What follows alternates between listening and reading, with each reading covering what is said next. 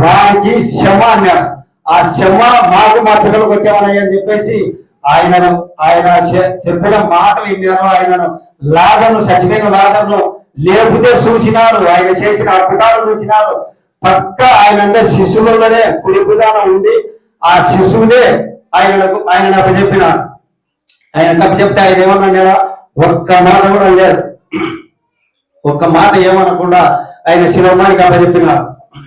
ఒక సేవకుడు, దైవజనుడు, ఒక అన్యుడు ఆయన సేవ పెట్టుకుంటే ఊరంతా కలిసి ఆయన ఊరు బయటికి తరవేశాడు. ఏమి నా కులం కానీ కులం, మతం కానీ మతం, మన మతంలో పెట్టి మమ్మల్ని అంతా చెడగొడతామని చెప్పేసి ఆయన ఊరు ఎనబడితే ఊరు బయట ఒక పాక వేసుకొని ఆ పాకలో చిన్నది గుట్ట అంటే ఆ గుట్ట పైన మైకు పెట్టుకొని మైకు మీద యేసు ప్రభుతో రక్తంతో కడుక్కోండి మీ పాపాలు పోతాయి, యేసు ప్రభు రక్తంతో కడుక్కోండి మీ పాపాలు పోతాయని ఆయన ఊరికే మైకులు చెప్తుంది. ఆ గుట్ట మీద కూర్చొని ఆయన ఊరికే మైకులు చెప్తుంటే జనసమూహం ఎవరు వెళ్ళలేదు.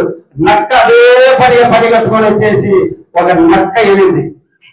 ఆ నక్క ఏం చేసింది, ఇదేదో బాగుంది అని చెప్పేసి అయ్యగారు పరలోక రాజ్యం పోతాడు అంటున్నాడు మన బాబు అని చెప్పేసి అదే పని వచ్చి అయ్యా నేను పరలోక రాజ్యానికి వెళ్తా, నాకు ఇవ్వయి అంటే నక్క నీ ప్రవర్తన మందిరంలో శిశువులలో నేను చూడాలి కదా, నీ ప్రవర్తన ఎలా ఉందో అని చెప్పేసి ఆ నక్కకు ఆశమాశగా అయ్యా బాప్తిసం ఇవ్వలే.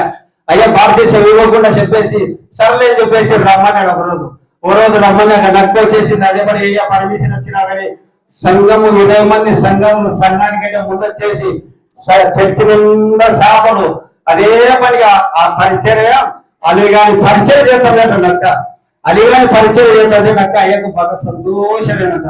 ఈ నక్కకు మనుషులకు లేదయ్యా, ఈ నక్కకుంది ఇది ఆపాసన అని చెప్పేసి సర్లే అని చెప్పేసి నక్కకు పర్మిషన్ ఇచ్చినాక అయ్యా నక్క ఏం చేసింది, వడ్లైన దగ్గరికి పోయి పెద్దది శకశిలో చేపించుకొని తెచ్చుకొని మెడకు తగిలించుకొని ఒక సంచి చేతికి తగిలించుకొని కరపత్రాలు తీసుకొని జోయిలో పెట్టుకొని దాంట్లో బ్యాగులో పెట్టుకొని ఊరు తిరిగి 20 మందిని విశ్వాసంలో 100 మందిని విశ్వాసం చేసిందట నక్క.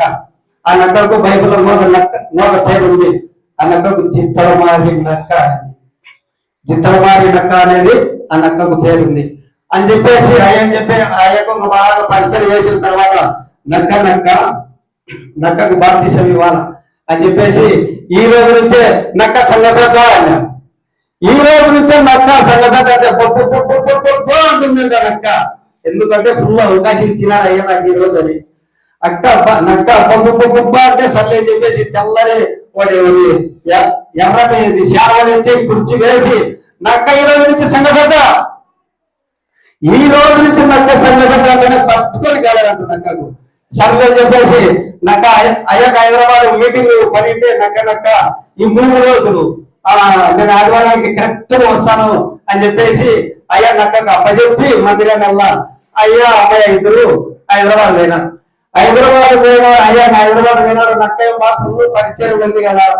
ఈ నక్క ఏం చేసింది, అయ్యమైనాడు నా పాత కోసం దగ్గరికి పోతానని చెప్పేసి పోత అడవిలోకి వెళ్ళింది.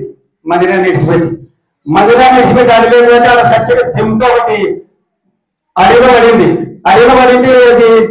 ఏమి ఏదేమైనా సరే ఏముంటుంది పడింది.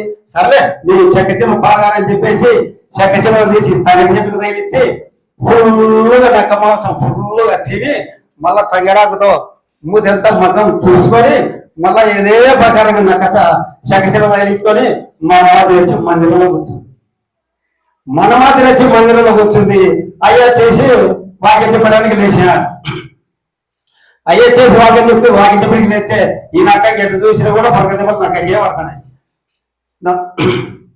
139వ కీర్తనలో మీరు ఏమి తినేది తెలుసు, మీరు ఏడు కూర్చునేది తెలుసు, ఏటి పోయేది తెలుసు అని అయ్యా వాక్యం ఎంతకు ఎటుని నాకెక్క పరగదెబ్బ తగ్గుతున్నాయి. నాకెక్క పరగదెబ్బ తగ్గుతుంటే ఎవరు చెప్పి నా గురించి అయ్యకు, ఎవరు చెప్పి నా గురించి అయ్యకని చెప్పేసి ఇంచేపు ఉండి అయ్యే నక్క మెడసొక్క పడుతుంది. నక్క మెడసొక్క అయ్య పడుతుంటేనే ఏమి నక్క ఎవరు చెప్పింది నా గురించి, అయ్యా చెప్పలే అని నక్క చెప్పినారు, అయ్యా చెప్పాలని నక్క చెప్పినారు. ఇదే ప్రకారం కొట్టాడు చెప్పినాక నక్క నువ్వేం చేసినావు అన్నాడు. చేసింది కూడా అంటే నాకు పగదెబ్బలు అన్నాడు. ఏం చేసినావు అంటే ఏం లేదయ్యా, నువ్వు ఊరికి పోయినావు, పరిచయకు వచ్చాకు సరిపోతుందని చెప్పేసి నేను పోయి నా జింక మాసం తినిచ్చి మళ్ళా నెమ్మదికి వచ్చి కూర్చున్నా. నువ్వు ఎత్తిన వాక్యంలో ఎట్టు తిరిగినా నాకే జరుగుతున్నా పగదెబ్బలు అన్నాడు. ఎట్టు తిరిగినా నాకే జరుగుతున్నా పగదెబ్బలు అన్నాడు. మరి నక్కకు మన తప్పు చేసే పగదెబ్బలు అవుతాయి కదా.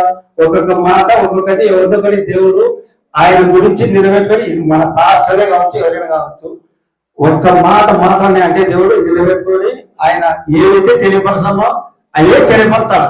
కలుపుతాడో ఏది చెప్పడానికి అది అట్లా ఆ విధంగా పగదెబ్బలు నాకే తగ్గుతున్నాయని చెప్పేసి అన్ని మాట్లాడి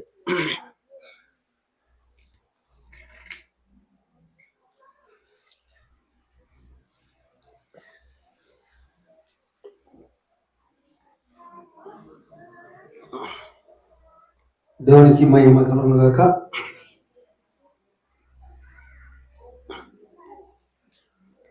తెల్లవారులు మాణిక్యమ్మ అయ్యా ప్రార్థన చేసి ఈ గట్టు పోయి ఆ గట్టు కొడతానని అయ్యా చెప్తుంటే కొల్లగంప మూసి ఇంతెత్తు గోడ కింద ఇటు తగ్గులో మాణిక్యమ్మ గట్టు అవతల పడుతుందా గోడ చూద్దామని చెప్పేసి నిండు మోతలేసి తెల్లవారులు ప్రార్థన చేసిందట. ఎవరు? మాణిక్యమ్మ. తెల్లవారులు ప్రార్థన చేస్తే గంప కింద కోట మొట్టగా పిల్లి మోసిందట. ఎట్లా మోసింది గంప కింది? గంప చూస్తే తెల్లారే గంప చూచి ఇది గట్ట అయితే ఈడేదట. గంప అవతల పల్లెదట. కానీ గంప కింద కోళ్ళు 50 కోళ్ళు మట్టగా పిల్లి మోసిందట. ఈమె ఫస్ట్ ఏమనుకుంది? అవతల పడుతుందేమో చూద్దాం అనుకుందట. తెల్లవారులు ప్రార్థన చేసింది నిండు మోకాళ్ళ మీద. కానీ నేను విశ్వాసంతో దేవుడా నేను ప్రార్థన చేస్తే నా గంప అవతల పడరాలి అని అనుకోలే. చూద్దాం అనుకుంది అమ్మ. చూద్దాం అనుకుంటే ఎట్లా పడుతుంది గంప? మట్టగా 50 కోళ్ళు ఎత్తుకొని పెళ్లి. అట్లా ప్రార్థన లేకుండా మన ప్రార్థన చేస్తే దేవుడా తన్నడి 2 మాటలు కానీ విశ్వాసంతో ప్రార్థన చేస్తే మనకు ఏదైనా అద్భుతాలు జరుగుతాయి. ఆ అద్భుతాలు జరిగితే ఏదైనా అవుతుంది.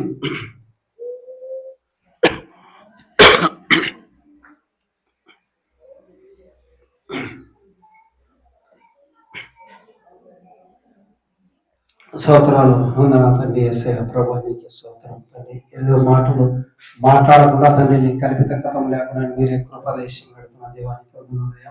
ఈ మాట చొప్పున తండ్రి ఈ మాటలలో సాతానుగాడు కొన్ని ఎలనాడు అడిగాడు. ఏది ఏమైనా సరే ఈ మాటకు నిలబెట్టుకున్నందుకే తండ్రి మీరేం చేస్తున్నారో వీరు మెరగనక వీరిని క్షమించు అనే మాట చొప్పున 4 మాటలు బయలుపరిచినందుకే నీకే వందనములు స్తోత్రాలు చెల్లించుకుంటున్నాను తండ్రి. మీరే ప్రార్థన చేసుకున్న చిన్న ప్రార్థన పరిశుద్ధుడా